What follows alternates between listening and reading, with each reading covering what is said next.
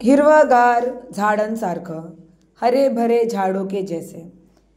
इसके कवि हैं जॉर्ज लोपिस, 1950 2005, 1950 2005। ओके, भाग चौथा स्टार्ट कर रहे हैं हम लोग।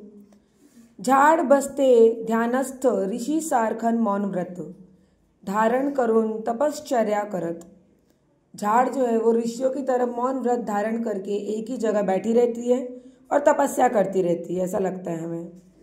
पक्षी झाडांचे कुणीच नसतात तरीही झाड त्यातच असतं। पक्षी झाड़ों के कोई नहीं लगते, लेकिन फिर भी झाड़ उनको अपना समझती है, अपने अंदर घोंसला बनाने देती है।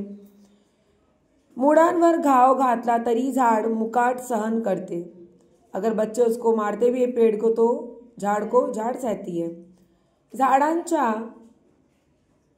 पानावरून वहीच्या पानावर अलगद उतरतात दवांचे टपोरे थेंब। झाडांकडे टक लावून पाहिलं तर शरीरीभर विरघळतो हिरवा रंग, रक्त होते क्षणभर हिरवेगार। अगर हम खड़े होकर झाड़ को एकटक देखने लगेंगे तो हमें ऐसा लगता है उस झाड़ की हरियाली देख के कि हम भी हरे भरे हो गए, और एक क्षण के लिए हमारा खून भी हरा हरा हो जाता है, मतलब मन में हरियाली छा जाती है। आयुष्य होते नुकत्याच खुडलेल्या फुलांसारखं टवटवीत। झाडांचे बाहू सरसावलेले असतात मुसाफिरांना कवेत घेण्यासाठी। पानझडीनंतर झाड पुन्हा नवीन वस्त्र धारण करते, नव्या नवरीसारखी। जैसे कि आते जाते मुसाफिरों को झाड़ जो है वो छाँव देती है, हवा देती है।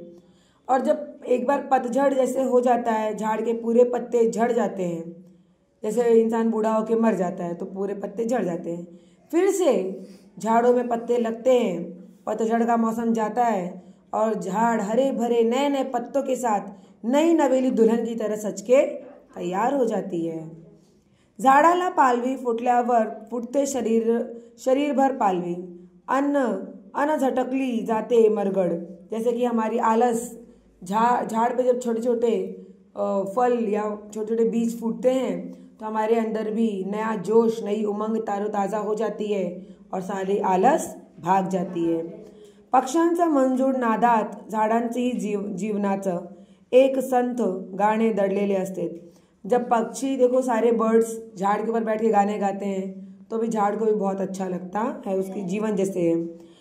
हसाव कसं सडसड्यात पानासारखं, मुराव कसं तर झाडासारखं घट्ट पाय रोवीत।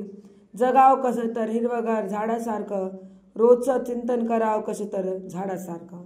जिए तो झाड़ जैसे, रहे तो झाड़ जैसे, और दिखे तो झाड़ जैसे, और चिंता करे तो भी झाड़ जैसे।